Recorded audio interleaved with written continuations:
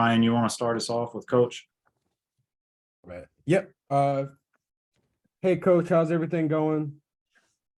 Good, Ryan. How are you? Doing good. My first question was you. I was wondering, do you have an update on Julian Reese? I know you said after the UCLA game that he was going to be fine with the shoulder. I was wondering, how has he progressed with that? He's day by day right now. He's progressing nicely, but he's still day by day. We're hoping to have him tomorrow. He's been working hard in rehab and getting back after it and doing some things on the side, but we've taken it real slow with him and making sure we get that shoulder 100% healed. And my next question, just after going through that stretch, playing three ranked opponents, playing three ranked opponents, I was wondering what kind of could you take away from it? Like, I know you mentioned before that period was kind of like you kind of learn the good from the bad. So what were the good and the bad things you could take away from that stretch of games?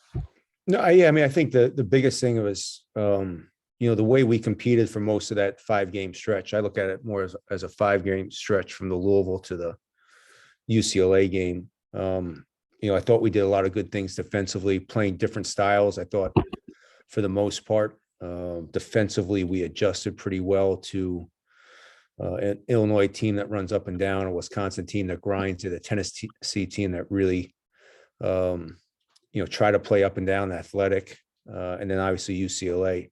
So I thought we did a really good job adjusting to different styles that I think we'll see in Big Ten play.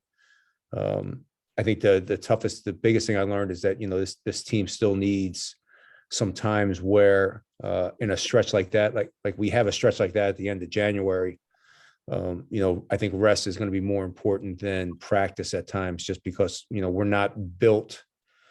We're not the most physical team or the deepest team when it comes to physicality. So making sure that we're, Pat was hurt going into the UCLA game, then Juju gets hurt. Being ready to have maybe a secondary option when maybe those guys aren't, if they can't play. So that's pretty much what it is. Thank you. Thank you. All right, Ben, we'll go to you. How's it going, Coach? How are you?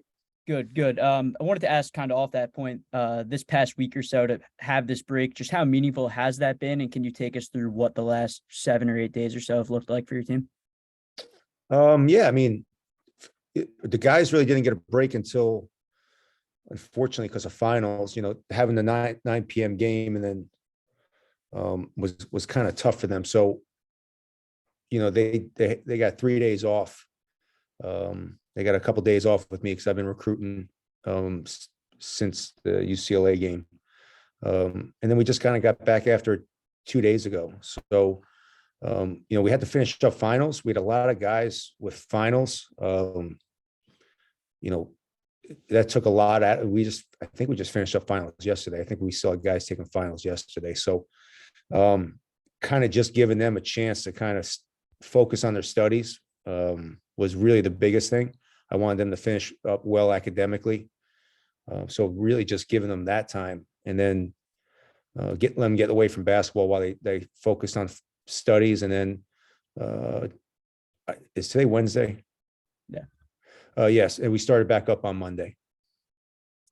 And for you, have you been able to, I guess, these past 8 days, look at your rotation and look at some of the things your teams has done right and wrong, and kind of maybe adjust some things heading into tomorrow night with the rotation and lineups we'll see on the court?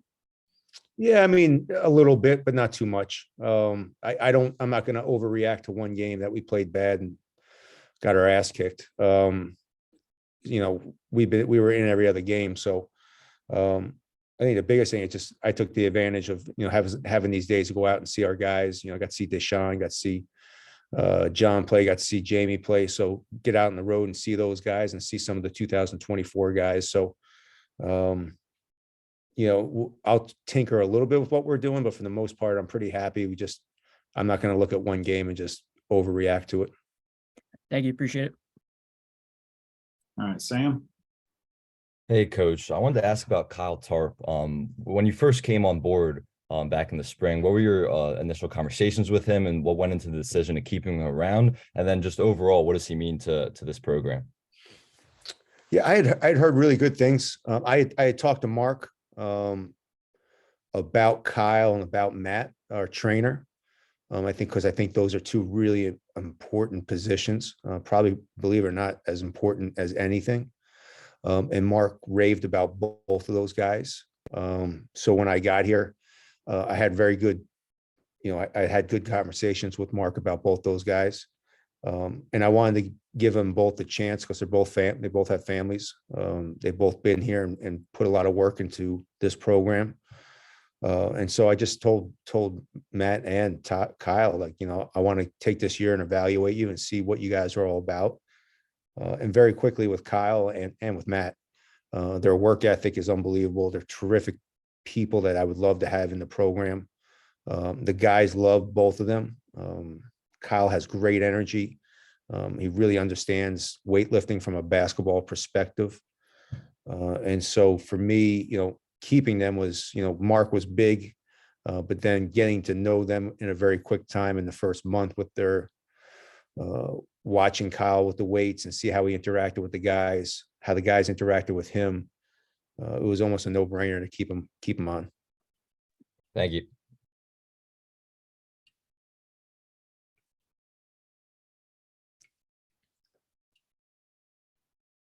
Jack. Hey coach. So this week coming into St. Peter's, the leading rebounder for the Peacocks is 6'3". So I just wanted to ask, going into this game, like, how have you kind of scouted rebounding in the boards against this particular team?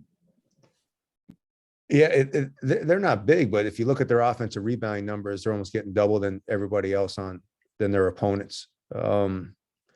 Sometimes size doesn't really matter in rebounding. It's more about effort. And Bashir's team has always been a great offensive rebounding team.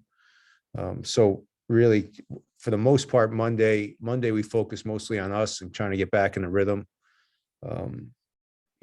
Rebounding will always be kind of a big issue for us just because of our size. Emmett. Hey, coach. Ian Martinez had one of his best performances there at the end of the UCLA game, at least in terms of total points wise. What have you seen from him development wise from when you got here, in April or so to now, as he started to get more comfortable in your system? Yeah, I mean, the biggest thing when I got here was, Ian was kind of struggling academically, to be honest with you. He was kind of a little bit, I would say, lost in what his priorities need to be. And my challenge to Ian was that, I really wanted him to focus on his academics. I wanted to focus on, understanding that, to play really good basketball, you have to have great balance in your life. It just can't be one way or the other. And Ian has worked extremely hard academically to get his grades in a really good spot.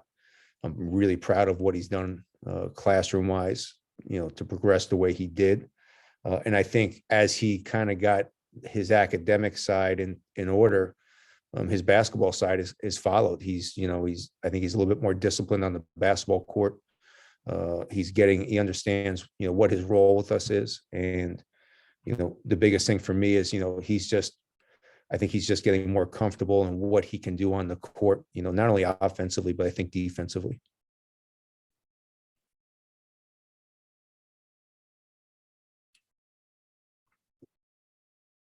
All right. If no other questions for Coach, then I'm going to say thank you. And if we don't see you tomorrow, we will see you after the holiday. Have a great holidays, everybody. Thanks, coach. Yes, coach.